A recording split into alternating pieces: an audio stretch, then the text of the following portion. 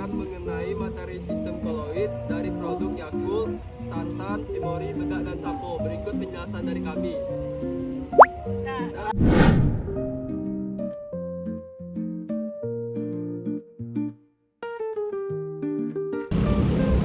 Tadi mau perjalanan mau membeli es krim. Mari masuk. Kita beli es krim dulu. Ya.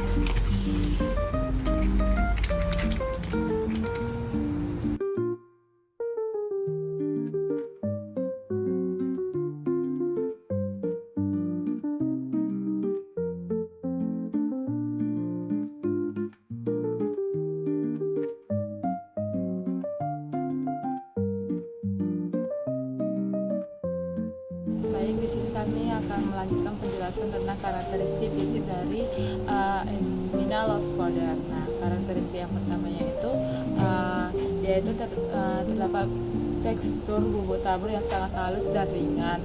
Terus itu dalam bentuk kemasannya itu terbuat dari plastik berwarna merah muda dan tutupnya warna putih. Lalu memiliki partikel mikro dan sedikit glitter. Untuk warnanya itu warna krim kulit natural. Jadi di sini kita juga harus tahu komposisi dari Minerals powder, yaitu komposisinya itu ada talc, phenoxyethanol, siklopentasiloksana, titanium dioksida, etilhexylglycerin, dan selanjutnya fragrance, synthetic formaldehyd, niacinamide, aqua, butilen, glycol, acididia, polygamma fluid extract.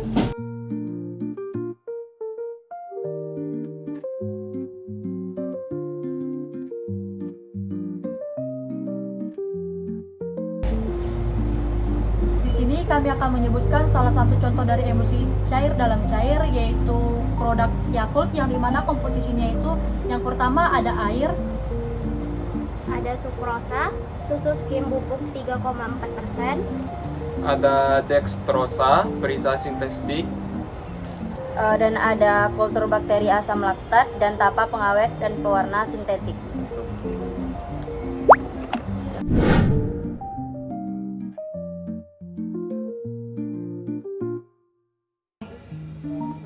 Nah, sebelum kami menganalisis, kalian tahu nggak sih sistem koloid itu apa?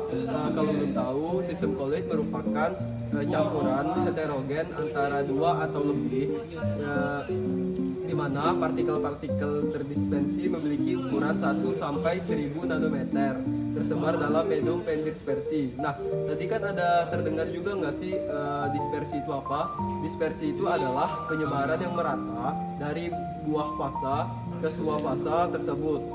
Nah, ternyata di sistem koloid itu ada memiliki beberapa sifat. Yang pertama itu ada efek Tyndall, yang kedua itu ada gerak Brown, yang ketiga itu ada absorpsi, yang keempat ada koagulasi dan flokkulasi, lalu yang kelima itu ada koloid, liofil dan liofot. Nah, yang terakhir itu ada dialisis. Nah, sudah diketahui kan penjelasan tentang koloid dan juga tes dispersi. Jadi dispersi itu dibagi menjadi 3, yaitu larutan, koloid, dan juga suspensi. Setelah kami tahu penjelasannya, mari kita langsung ke analisa. Baiklah, inilah produk yang akan kami analisis secara efek Tyndall. Ada bedak, Yakult, dan ada juga sampo. Nah, kali ini kami akan mengetes efek Tyndall pada produk Yakult. Nah, alat bahan yang digunakan itu ada senter, kertas, sama Yakult itu sendiri. Nah, pertama-tama kita tegak luruskan si kertas di sini, lalu senternya kita dekatkan ke sini.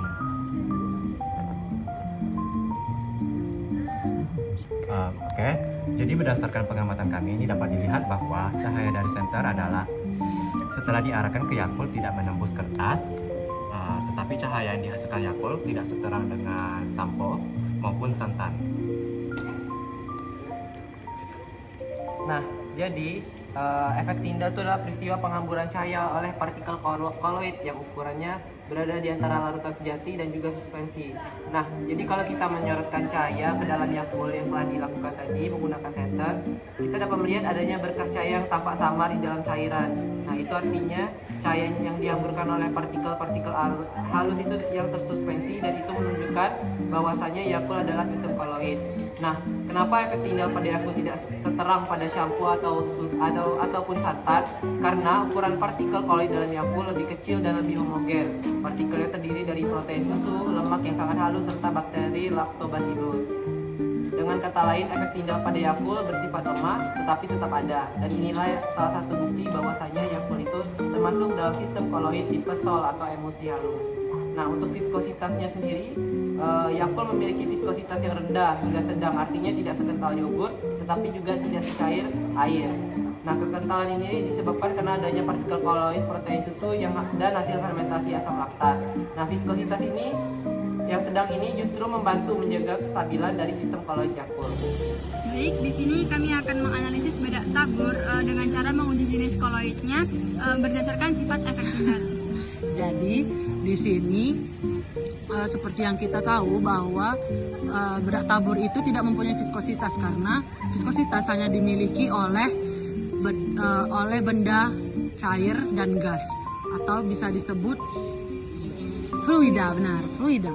Nah, jadi di sini kami mau menjelaskan bahwa sebelum kami melakukan ini, nah sebelum itu kami akan mencobanya di tempat gelap terlebih dahulu. Apakah kita bisa melihat butiran dari bedak ini dalam tempat gelap, dan nanti kita akan membandingkan butiran tersebut saat kita sudah meneranginya dengan sinar lampu HP.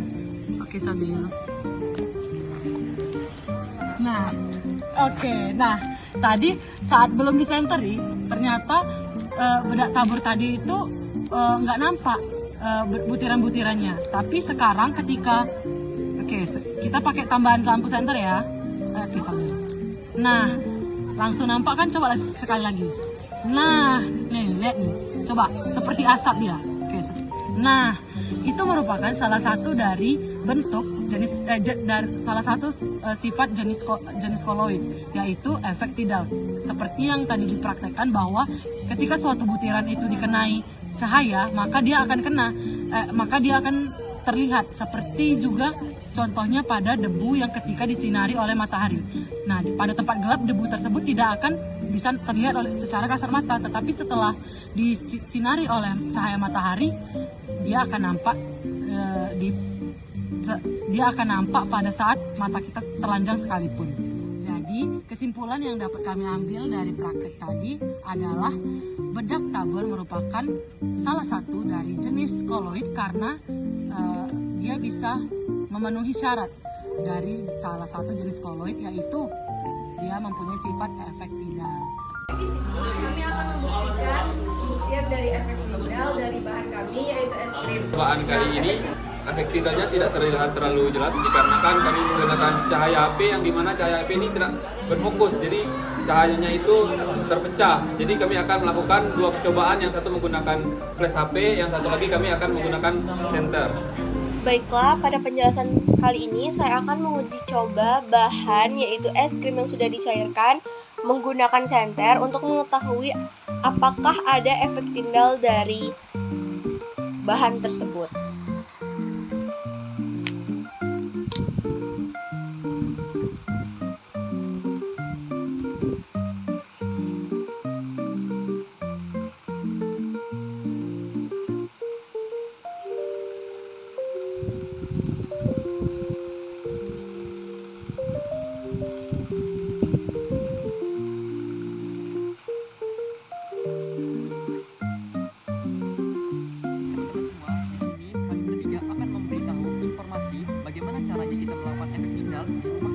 Alat yang sederhana.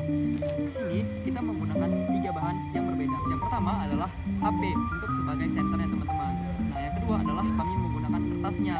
Nah, yang ketiga kami menggunakan botol yang diisi dengan air. Yang keempat kami menggunakan sampo teman-teman untuk sebagai bahannya. selanjutnya adalah step pertama yang kita lakukan teman-teman semua. Kita adalah membuka tutup botol dan kita memasukkan sampo tersebut ke dalam air tadi teman-teman dengan ukuran yang setimpal. Sedikit saja. Nah, setelah kita masukkan sampo tersebut, maka kita tutup botolnya dan kita homogenkan dengan cara dikocok-kocok teman-teman. Nah, setelah dikocok-kocok, kita masuk ke step kedua teman-teman, di mana kita bikin kertas secara vertikal dan kita center dari arah yang berlawanan dari kertas tersebut teman-teman, untuk menguji apakah ada efek tinggal di dalam sampo tersebut. Baik, salah satu ciri utama dari koloid adalah bisa menunjukkan efek tinggal, di mana ketika cahaya disorotkan ke dalam koloid akan dihembuskan oleh partikel-partikelnya sehingga berkas cahaya akan terlihat jelas. Maka disitulah bisa menunjukkan efek tinggal. Baik teman-teman, sampo adalah termasuk contoh jenis koloid emulsi, di mana yaitu campuran antara dua zat cair yang tidak saling melarutkan secara sempurna. Biasanya itu air dan minyak, yang dimana biasanya itu dibantu dengan zat pengemulsi. Sekian penjelasan dari kelas kami, kurang lebihnya kami mohon maaf. Kami akhiri. Wassalamualaikum warahmatullahi wabarakatuh.